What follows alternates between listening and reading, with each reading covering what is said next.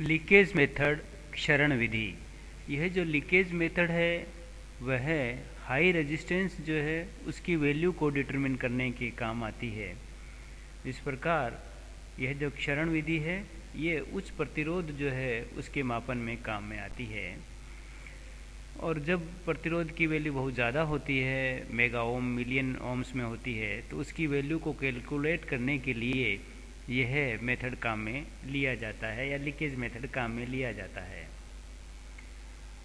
और हम जानते हैं कि संधारित्र जो है, कैपेसिटर है, उसका चार्जिंग या उसकी डिस्चार्जिंग जो है वो रेजिस्टेंस के द्वारा की जा सकती है, और वह चार्जिंग डिस्चार्जिंग जो है वो टाइम पर भी निर्भर करता है और रेजिस्टेंस की वैल्यू पे भी डिपेंड करता है, जिसे टाइम कांस्टेंट टो कहते हैं। तो टाइम कांस्टेंट टो की वैल्यू ज़्यादा करने के लिए या चार्जिंग या डिस्चार्जिंग को स्लो करने के लिए टाइम कांस्टेंट ज़्यादा होना चाहिए। इसीलिए यह जो विधि है यह विधि हाई रेजिस्टेंस के लिए ही एप्लीकेबल है। चार्जिंग के समय जो कैपेसिटर पे चार्ज होता है किसी समय t पर, वह वैल्यू होती है Q equal to Q naught 1 minus e की power minus T by R C. यहाँ C जो है कैपेसिटर की कैपेसिटेंस है, R जो रेजिस्टेंस है उसकी वैल्यू को रिप्रेजेंट करता है, T जो है वो टाइम है, Q जो है वो चार्ज है किसी समय t पर। ये चार्जिंग की सिचुएशन में है। जब कैपेसिटर चार्ज होता है तो उस स्थिति में किसी समय t पर उसमें जो चार्ज की मात्रा कितनी होगी उसकी वैल्यू को इसके द्वारा रिप्रेजेंट किया जाता है। डिस्चार्जिंग के समय कैपेसिटर पर जो चार्ज Q की वैल्यू होती है किसी समय t पर, वो होती है Q नोट e की power minus T divided by R C. यहाँ Q नोट जो है वो कैपेसिटर पे जब t इक्वल टू 0 टाइम था उस चार्ज को रिप्रेजेंट करता है, या जब कैपेसिटर फुल चार्ज हो जाता है तो उस पे जो चार्ज की वैल्यू है वो Q नोट पे द्वारा रिप्रेजेंट की जाती है। इन दोनों प्रोसेस में चाहे वो चार्जिंग हो या डिस्चार्जिंग हो, वह है टाइम जो उन दोनों प्रोसेस के अंदर टाइम कांस्टेंट जिसे हम समय नियतांक कहते हैं, उसकी जो वैल्यू होती है वो R इंटू सी के इक्वल होती है।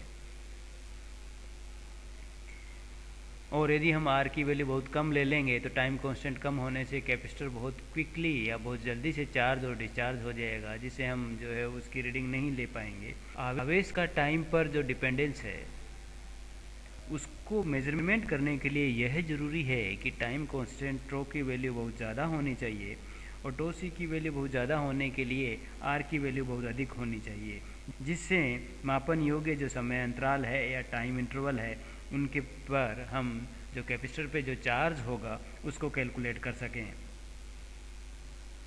आवेश के प्रारंभिक मान Q और किसी निश्चित समय t पर जो आवेश का मान Q ज्ञात कर हम जो टाइम कांस्टेंट टो सी है इक्वल टू आर सी ज्ञात कर सकते हैं। इसमें C का मान ज्ञात होने पर हम जो रेजिस्टेंस है उस R की वैल्यू ज्ञात कर सकते हैं। यदि हमें टो की वैल्यू पता हो इस इक्वेशन में और C की वैल्यू पता हो तो हम जो है R की वैल्यू पता कर सकते हैं। इसी मेथड पर आधारित यह लीकेज मेथड है। आवेश Q की परफेक्ट वैल्यू ज्ञात करने के लिए Bg को काम में लिया जाता है, और जब Q आवेश इस Bg में प्रवाहित करते हैं और यदि उसमें फर्स्ट जो डिफ्लेक्शन है वो हमें यदि थीटा मिलता है तो Bg के जो प्रिंसिपल है उस प्रिंसिपल के अनुसार Q इक्वल टू होता है K theta 1 plus lambda by 2।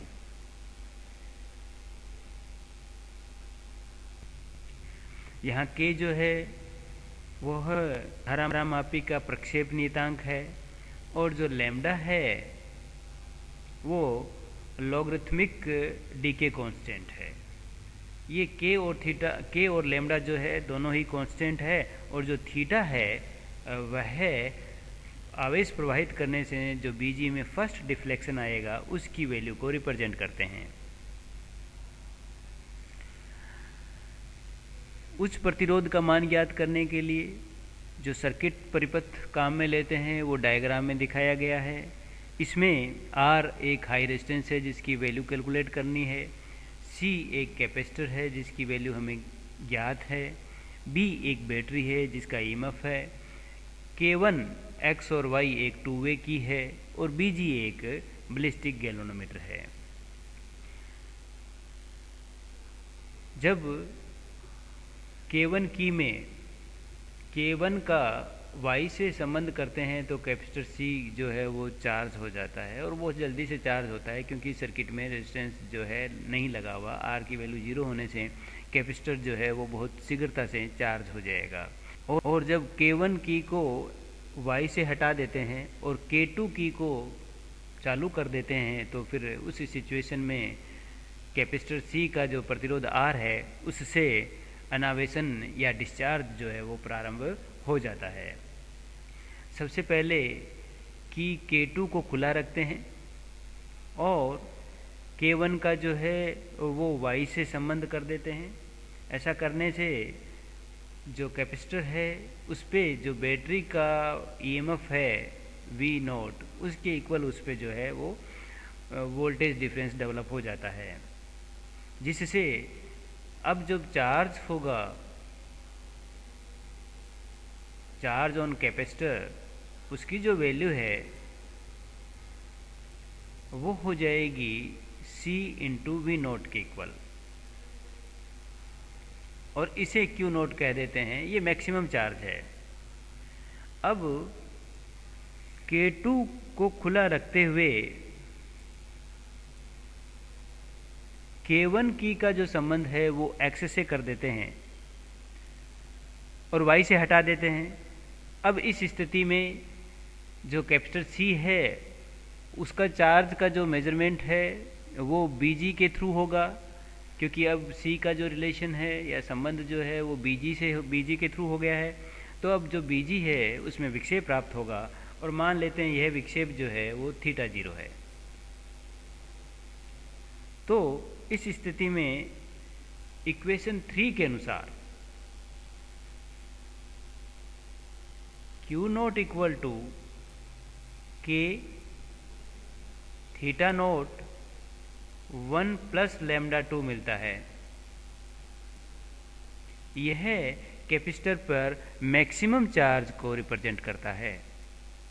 कुंजी K2 को खुला रखते हुए K1 का संबंध जो है वापस Y से कर देते हैं, जिससे कैपेसिटर पे अब जो चार्ज है वो वापस जो है वो Q0 के इक्वल हो जाएगा, या उस पे जो पोटेंशियल है वो V0 के इक्वल हो जाएगा। अब K1 की को खुला कर देंगे, न इसका X से संबंध रखेंगे और न ही Y से संबंध रखेंगे, और K2 की को ज्ञात टाइम T के लिए जो है वो चालू कर देंगे या ऑन कर देंगे। अब क्या होगा, जो टाइम हम T नोट करेंगे उस सिचुएशन में कैपेसिटर जो है C जो है उसका प्रतिरोध R के द्वारा जो है वो अनावेशन होगा, और T समय के बाद K2 कुंजी को जो है वापस खोल देंगे या ओपन कर देंगे।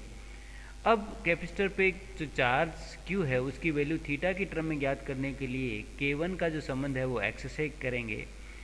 मीन्स कैपेसिटर पर जो है हम BG को जोड़ देंगे जो विक्षेप को नोट करेगा। तो उस सिचुएशन में मान लेते हैं T समय पश्चात कैपेसिटर पे चार्ज Q हो गया है और जो BG में फर्स्ट विक्षेप है वो थीटा मिला है। तो इक्वेशन 3 के अनुसार तो कैपेसिटर पर जो चार्ज Q है वो थीटा की टर्म में हो जाएगी, Q equal to K theta 1 plus λ/2। यह इक्वेशन नंबर 5 है। परंतु इक्वेशन नंबर 2 से हमें मालूम है कि Q इक्वल टू अनावेशन की स्थिति में Q0 e की पावर माइनस T/RC होता है। Q और Q0 की वैल्यू जो है इक्वेशन 4 और 5 से रख दें तो Q इक्वल टू तो है K थीटा 1 प्लस λ/2 और Q0 की वैल्यू है K theta naught 1 plus λ/2 e की पावर माइनस T/RC। इसको सोल्व करें तो theta naught by theta equal to हो जाएगा e की पावर T/RC।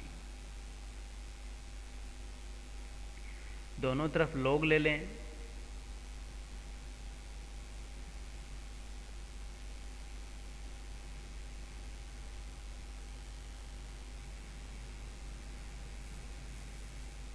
तो फिर इस सिचुएशन में log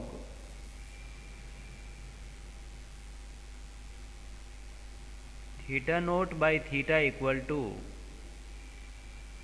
T by R C, और T by R C equal to log theta naught by theta, log का बेस चेंज करने पर 2.303 लॉग बेस 10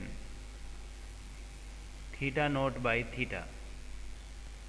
इसको और सोल्व करें तो आर की जो वैल्यू मिलती है वो हो जाती है T divided by 2.303 C log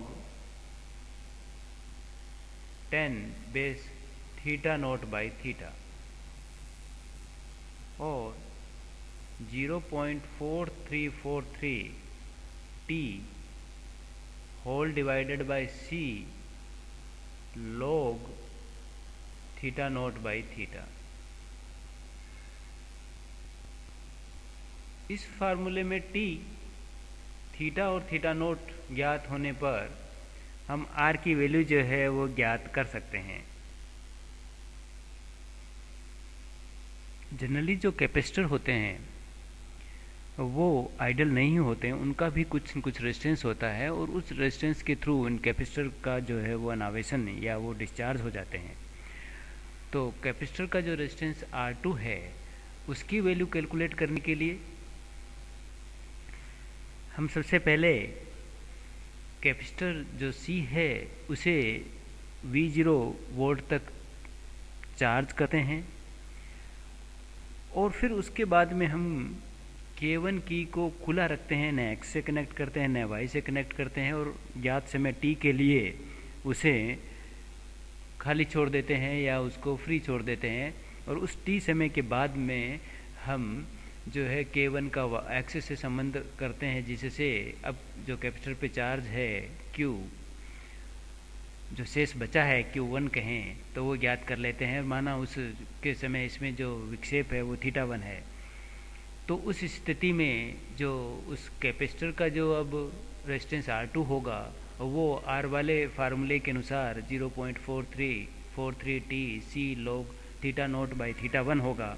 यहाँ θ1 जो बीजी में फर्स्ट विक्षेप है टी समय बाद उसे रिप्रेजेंट करते हैं। प्रकार यदि जो रेजिस्टेंस है उसकी एग्जैक्ट वैल्यू R0 हो तो फिर उस स्थिति में 1/R इक्वल टू 1/R0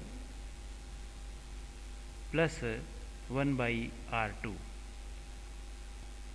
इस फार्मूले में R और R2 हमें मालूम है, तो हम R0 की वैल्यू जो है वो ज्ञात कर सकते हैं।